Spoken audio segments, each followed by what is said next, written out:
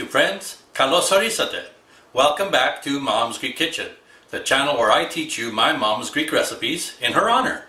Today we're making fakitsa, or faki, or fakes, which is Greek lentil soup. And today you're actually getting a bonus. You're going to get two versions. You're going to get a Greek version and an Egyptian version. It's a pretty simple soup. It's basically a dump everything into a pot and cook kind of soup, but it's actually a wonderful soup. It's quite hearty. It's got vegetables and lentils, of course, and aromatics, served with lots of good bread, and either seasoned with a little bit of white vinegar at the end, or the Egyptian version will have cumin in it. So let me show you how we make it, and I hope you enjoy it. So let's get cooking.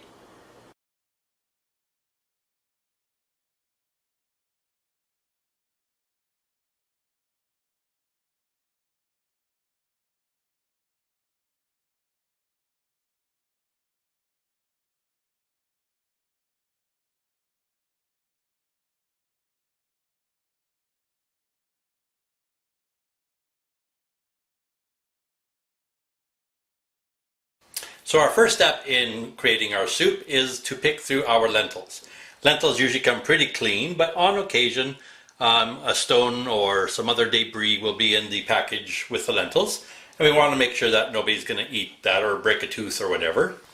The lentils that we use for the Greek lentil soup and the Egyptian are these ones, which are sometimes called either the green lentil or the brown lentil. They are the same thing. They look like two little saucers stuck together like a flying saucer. So they're domed on either bottom and top. They're not split. They still have their husk on, which makes them different from the split peas and all that other kind of stuff. Split lentils, red lentils. Those have all had their skins removed. So the easiest way to do this is to dump. This is a cup of lentils. We're going to dump them on one side of a sheet pan or a baking pan, and we're just basically going to scatter or pick through them little by little and move the ones that we've picked through to the other side. If you see a stone or anything that doesn't look like a lentil like that, you just pick it out and you continue going until you've gone through your cup of lentils, and then you're pretty much guaranteed to not break anybody's teeth at the end. So I'm not going to force you to watch me do this all the way through, so I'll be back when I'm ready for the next step.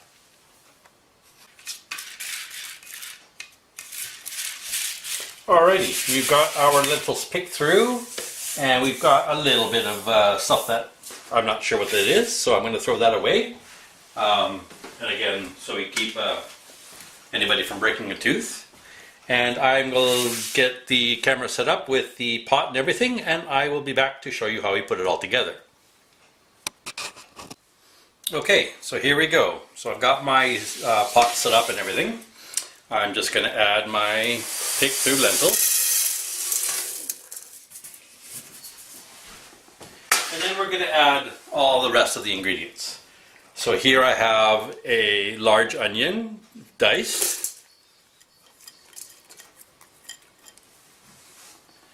I've got 2 medium carrots, peeled and diced. I've got 2 ribs of celery, diced. I've got about 4 or 5 cloves of garlic, finely minced.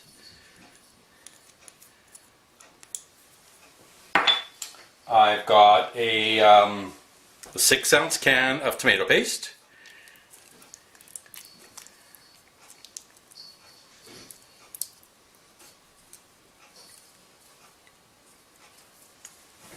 We're now going to add water,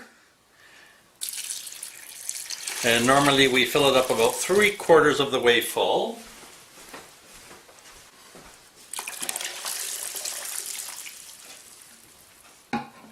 That should do.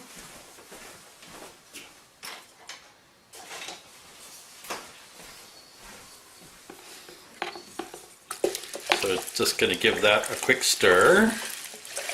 get the tomato paste sort of dissolved in the water. So this is vegan, vegetarian, whatever you want to call it. And if your bread at the end doesn't have any dairy or whatever, it's a vegan meal.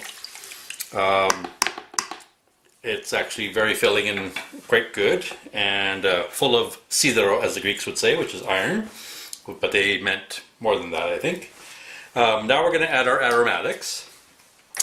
We will be salting this, but we don't salt it at the very beginning because salt tends to make legumes' skins harder. So if you're cooking beans or anything of that sort, you don't want to add salt at the beginning. You want to add it at the end or near the end. So I'm going to give it a good sprinkling of pepper. Fresh would be better, but my grinder is broken. And here we have a good handful of oregano, which we're going to rub into the soup. This is our main flavoring with the garlic and the onions. Now, this is for the Greek soup. If I was making the Egyptian version, I would be adding about a heaping tablespoon of ground cumin. I used to have a good friend who was Egyptian, but cooking was not her forte. She only had several recipes under her belt, and she would never tell me her recipes for fear that I wouldn't come back, because I already knew how to make her recipes and wouldn't go visit her. I didn't go visit her for the food, although her food was wonderful, what she made, but she wouldn't give me the recipe. So I fell in love with it the first time I tried it, and I went looking, and basically I found that if you add cumin to my mom's Greek recipe, it comes out very close to her Egyptian version. So I'm not making this in the Egyptian version because I'm going to give it to my dad, and he does not like cumin. But if you were going to make it, you're going to add the cumin now, and then you add cumin near the end of the cooking. So you have two batches of cumin, one that will soak and cook in with the soup, and one that will give it a slightly brighter flavor at the end. It's a wonderful variation. Do not use the vinegar as a seasoning if you're using the cumin version, because it does not go well with cumin. So anyway, we're going to go back to the Greek. So we have everything in here except for our last ingredient, which is a cup. I'm not kidding, a cup of olive oil. One time when my family was on a diet, we tried to make this without olive. Actually, I think we used a quarter cup of olive oil. We threw it away. Nobody could eat it. It was gross. So the oil is actually quite an important part to this soup. So that's basically it. Oh, I know what I forgot. I forgot a bay leaf.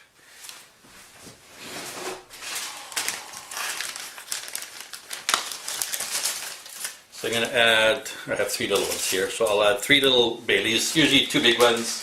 Is about fine.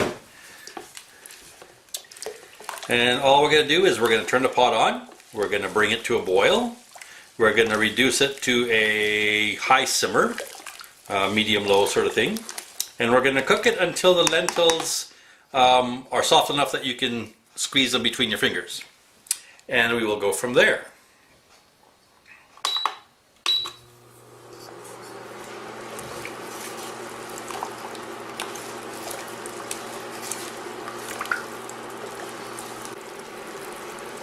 Alright, there we are. So we are at a full boil now. I'm going to reduce it down to like a medium-high. And I'm going to let it simmer. It takes a good about 45 minutes or so, 45 minutes to an hour. They don't take nearly as long as beans. You don't have to soak them overnight like you do beans and stuff like that. So I will put a timer on them, and I'll give you a closer idea of how long it takes from the boiling point to when they're done. And I'll be back with you in a little while.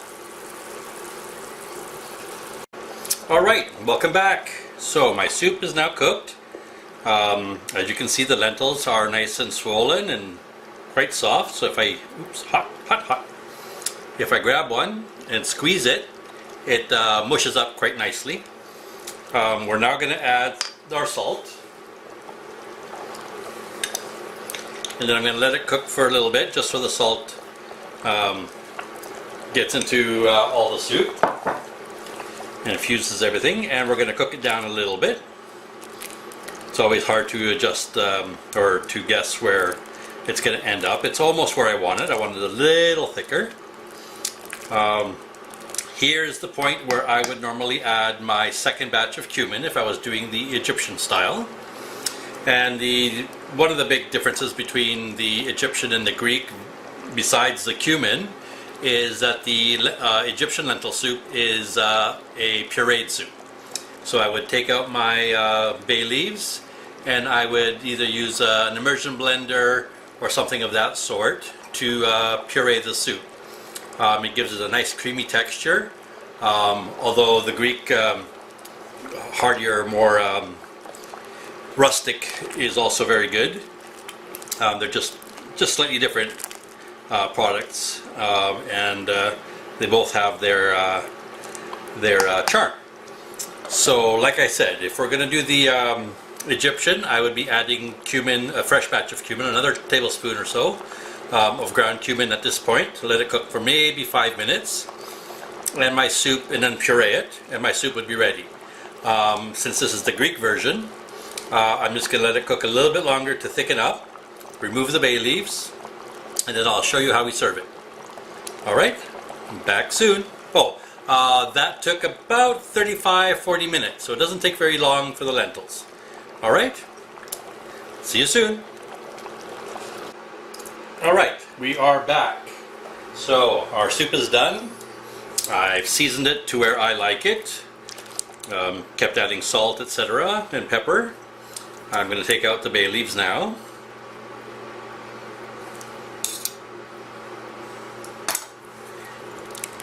There was 3, there you are. Everything else, of course, is edible. So I'm going to portion up a bowl of soup for you, the way we would normally do it. And I'm going to show you how I like my soup. Everybody's is different, of course. So my parents would have this with either green garlic or green onions on the side to eat with the soup, or wedges of like a regular white onion, and they would take off one layer at a time and have it with their soup. None of the kids ever got into that. I and Dad like it quite sharp with vinegar, so we added quite a bit. My mom didn't do any vinegar. I don't think my sister did any vinegar, and I think my brother did partial vinegar. So this is a good portion. I mean, this is basically your meal. So you would have your lentil soup. You would have lots, and I'm saying lots, of homemade bread. I don't have any homemade, so this is store-bought. You'd have olives and cheese, preserved fish, anything else to round out your meal. But the main meal was your soup. And the way pretty much all of us in the family ate it is we would take our bread. Oops, I forgot to put my vinegar in. So I've got plain white vinegar, and like I said, I like it pretty sharp, so it was pretty much almost a full tablespoon or soup spoon here. And we just mix that in. I'm going to take that out. And then you're going to take your bread and you're just going to make little bite-sized pieces, and you're going to drop them into your soup, and you're going to mix it up, and you're going to wait for your bread to soak up all the juice. So it's basically like a stew, or actually even tighter than a stew. So we're just going to mix it up here. I like mine pretty dry. You can add as little or as much bread as you like. If I'm doing the Egyptian version, I usually don't add quite as much bread because it is pureed, and it's not usually eaten as the main meal, or at least we never did when I visited my friend. It was an appetizer sort of thing, or a first course. But for the Greek one, this would have been our meal. And as you can see, it's getting to the point where it's starting to dry up. And that is how, at least we did in our family, eat fakes, which is what we called it. It has a slightly rude sounding name in English, but that is the name of lentils. They are called fakes, and basically the soup is just called lentils. You don't say lentil soup usually, you just say lentils. Fakes. So we're going to have fakes, and that's what I'm having for dinner tonight. I hope you try this. Last point, so if you were going to make this the Egyptian style, this would have been pureed, and do not add the vinegar. It just does not work. The cumin and vinegar don't go well together.